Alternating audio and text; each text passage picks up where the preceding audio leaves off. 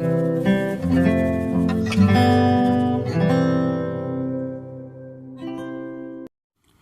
Students, आज का topic है प्रॉपर्टीज़ ऑफ डिटरमिनेंट यानी सारणिक के गुणधर्म। तो पहला गुणधर्म है, यदि किसी सारणिक की पंक्तियों को स्तंभों में तथा स्तंभों को पंक्तियों में परस्पर विनिमय कर दिया जाए तो सारणिक के मान में कोई इफेक्ट नहीं पड़ता है।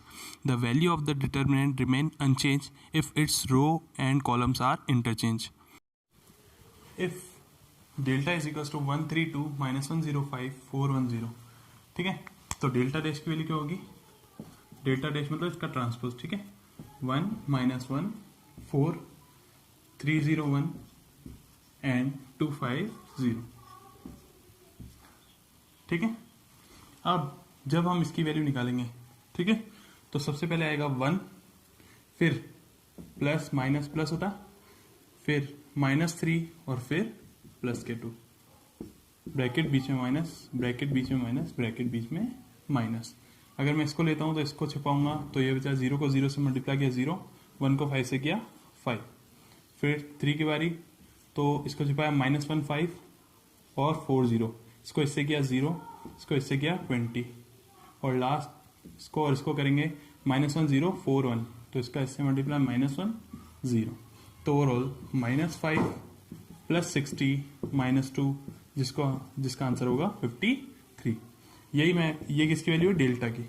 अगर मैं डेल्टा डैश की बात करूं तो 1, इसको इससे किया 0, इसको इससे किया 5, फिर माइनस माइनस क्या हो जाएगा?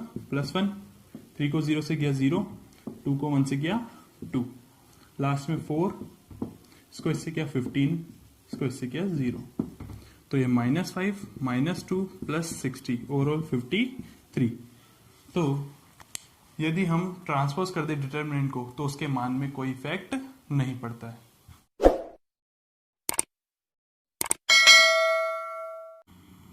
सेकंड पॉइंट, यदि किसी सारणिक की किन्हीं दो आसन पंक्तियों या स्तंभों का परस्पर विनिमय कर दिया जाए तो सारणिक का चिन्ह बदल जाता है परंतु संख्यात्मक मान वही रहता है। If any two rows or column of a determinant are interchanged, then the sign of the determinant changes. Second property, delta is equal to 132 यानी सेम पहले वाली डिटर्मिनेंट है, तो इसको सॉल्व करेंगे तो इसकी वैल्यू क्या आ जाएगी? 53, ठीक है। अब मैं क्या कर रहा हूँ, R1 को R2 से इंटरचेंज कर रहा हूँ, ठीक है। तो क्या हो गई वैल्यू इसकी?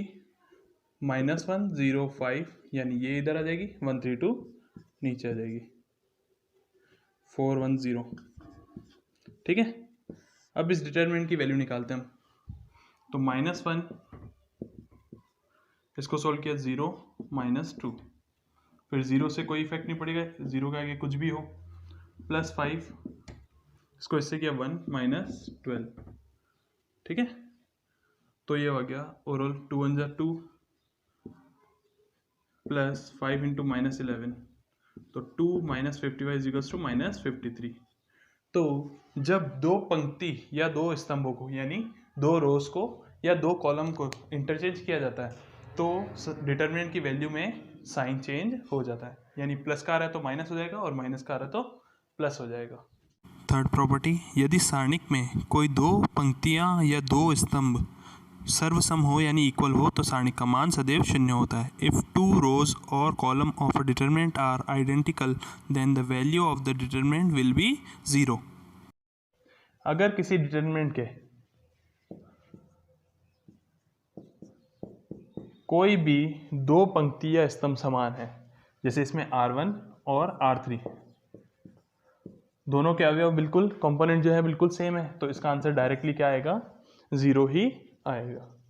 फोर्थ प्रॉपर्टी, यदि सारणिक की किसी पंक्ति अथवा स्तंभ के प्रत्येक अवयव का अचर k से गुणा कर दिया जाए तो सारणिक का मान भी उस संख्या से गुणा हो जाता है। If each element of row और a column of the determinant is multiply by the same number k, then the value of new determinant is k times the value of the original determinant. Next property, हर बार मैं क्या कर रहा हूँ कि determinant same ले रहा हूँ, उससे क्या होगा, हमको एक डिटरमिनेंट की वैल्यू निकालने की जरूरत नहीं पड़ेगी, ठीक है स्टूडेंट्स। अब देखो, यदि मैं इसको 2 टाइम्स कर दूं यानी 2 डेल्टा कर दूं, ठीक है, तो देखो क्या होगा, जब हम किसी को कांस्टेंट टर्म को डिटर्मिनेंट की वैल्यू से मल्टीप्लाई करते हैं, तो मैट्रिक्स में क्या होता था, वो ईच टर्म से मल्टीप्लाई होता था, ठीक है। लेकिन इसमें ऐसा नहीं होगा, इसमें या तो एक रो या एक कॉलम से मल्टीप्लाई होगा। तो मैं R1 में कर देता हूँ, तो 2 6 4 -1 0 5 4 1 0। अब इसकी वैल्यू निकाल लेते हैं। तो देखो 2, इसको इससे किया 0, इसको इससे किया 5, ठीक है। फिर -6, इसको इससे किया 0, इसको इससे किया 20। फिर 4, इसको इससे किया -1 और इसको इससे किया 0। तो ओवरऑल आया -10, इसको सॉल्व करने पर आया +के 120 -4। ओवरऑल 120 - 14 इज इक्वल्स टू 106, यानी जस्ट इसकी डबल। यानी अगर हम डिटर्मिनेंट को किसी कांस्टेंट टर्म से मल्टीप्लाई करते हैं तो वो क्या होती है, उसके आंसर से भी मल्टीप्लाई हो जाती है। फिफ्थ प्रॉपर्टी, यदि सारणिक की किसी पंक्ति या स्तंभ का प्रत्येक अवयव दो राशियों का योगफल हो तो सारणिक को उसी कोटि की दो सारणिकों के योग के रूप में लिखा जा सकता है। If each element of a row or column of a determinant consists of sum of two or more terms, then the determinant can be expressed as the sum of two or more determinant whose other rows or column are not altered. सारणिक के जैसे दे रखा है a+b, c+d, e+f और इधर x y z u v w w u w, ठीक है। यदि किसी भी एक पंक्ति या स्तंभ में कोई चीज जुड़कर आ रही है, ठीक है, जिसमें इसमें a+b, c+d, e+f, तो हम इसको दो सारणिक में विभक्त कर सकते हैं। कैसे? इसके पहले ये वाले अवयवों के साथ a c e x y z w u w plus ये अवयव वैसे आएंगे, ये कंपोनेंट वापस वैसे ही आएंगे, और यहाँ पर बाकी जो कंपोनेंट बच गए b d f, ठीक है। अगर ये ये कॉलम में है तो भी डिस्ट्रीब्यूट हो जाएगा, अगर ये रो में होता तो भी ये डिस्ट्रीब्यूट हो जाता। सिक्स्थ प्रॉपर्टी, यदि सारणिक की किसी पंक्ति अथवा स्तंभ के अवयवों में दूसरी पंक्ति अथवा स्तंभों के संगत अवयवों की समवर्त्य जोड़ या घटा दिया जाए तो सारणिक के मान में कोई परिवर्तन नहीं होता है। If each element of a row or a column of a determinant be added with the equimultiples of the corresponding elements of one or more rows or column, then the value of the determinant remain unchanged. Next property देखिए, यदि इस determinant में मैं एक संक्रिया लगाता हूँ जिसको हम ट्रांसफॉर्मेशन कहते हैं, जैसे मैंने लगाया r1 = r1 + r2, ठीक है। हम डायरेक्ट ऐड भी कर सकते हैं और किसी कांस्टेंट टर्म से मल्टीप्लाई करके भी ऐड कर सकते हैं या सब्ट्रैक्ट भी कर सकते हैं, ठीक है।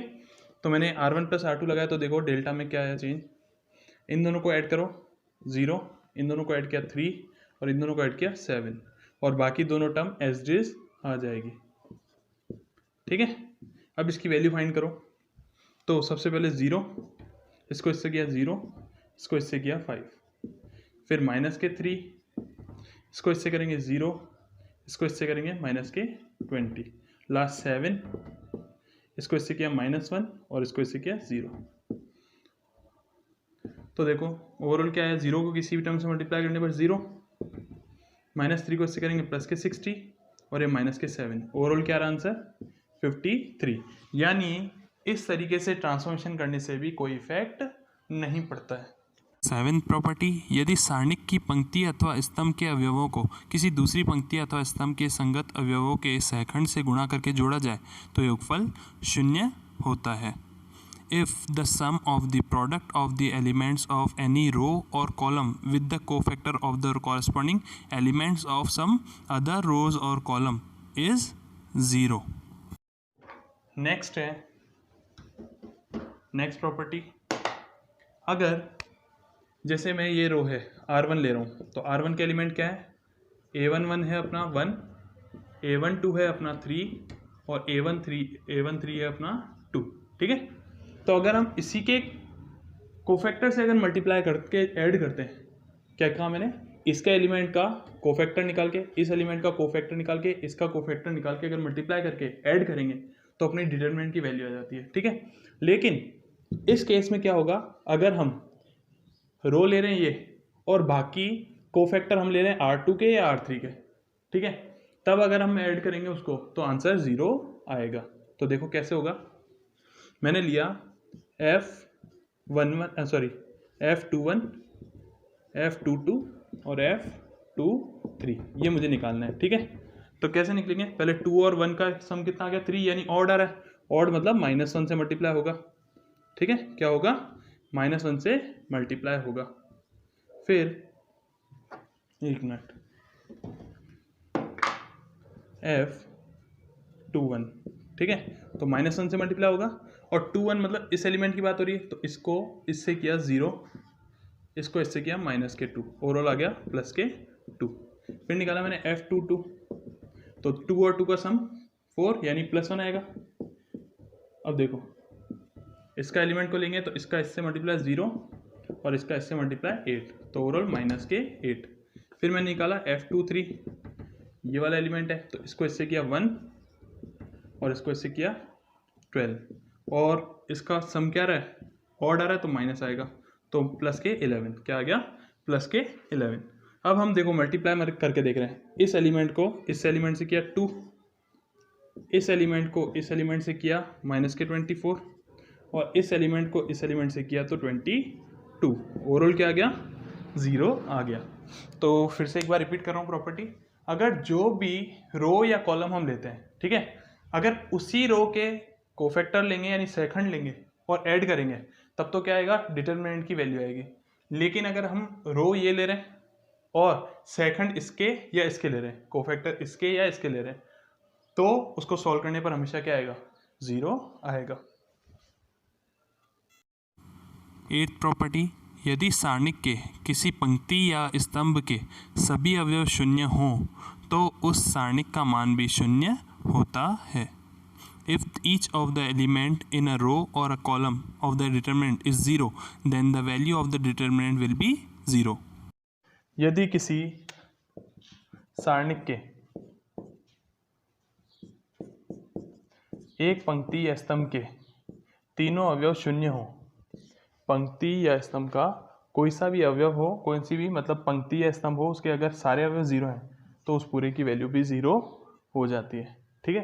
क्यों, क्योंकि अगर अपन R3 के अलोंग एक्सपेंड करेंगे तो 0 और उसके अंदर उपसारणिक -0, उसके साथ उपसारणिक +0, उसके साथ उपसारणिक, तो उसका मल्टीप्लाई होने पर फिर से 0 ही आ जाएगा, ठीक है स्टूडेंट्स। तो ये हो गई इसकी 4th प्रॉपर्टी कि कोई भी पंक्ति या स्तंभ के सभी अवयव यदि शून्य है तो वह सारणिक का मान भी शून्य होगा। 9th प्रॉपर्टी, एक त्रिभुज आकार अवयव से संबंधित सारणिक का मान उसके विकर्ण के अवयवों का गुणन होता है। If each element of one side of the principal diagonal of a determinant is 0, then the value of the determinant is the product of its diagonal elements. अगर किसी भी डिटरमिनेंट में ट्रायंगुलर शेप में ये जीरोस प्रेजेंट है, ठीक है, या तो ऐसे प्रेजेंट हो या ऐसे,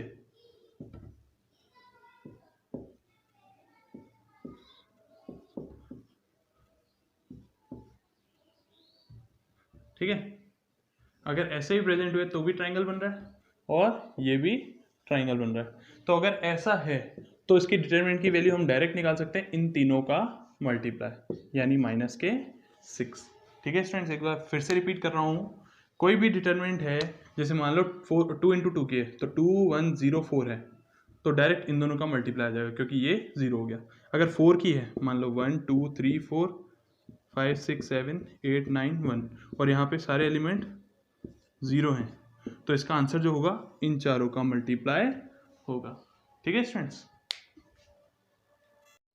10th प्रॉपर्टी, यदि किसी सारणिक में x चर निहित है तथा इसके अवयव चर x में बहुपद है और x बराबर a रखने पर सारणिक का मान 0 हो जाता है, तो x माइनस a उसका एक गुणनखंड होगा। If determinant of a polynomial in x such that its value is 0 for x बराबर a, then x minus a is a factor of this determinant.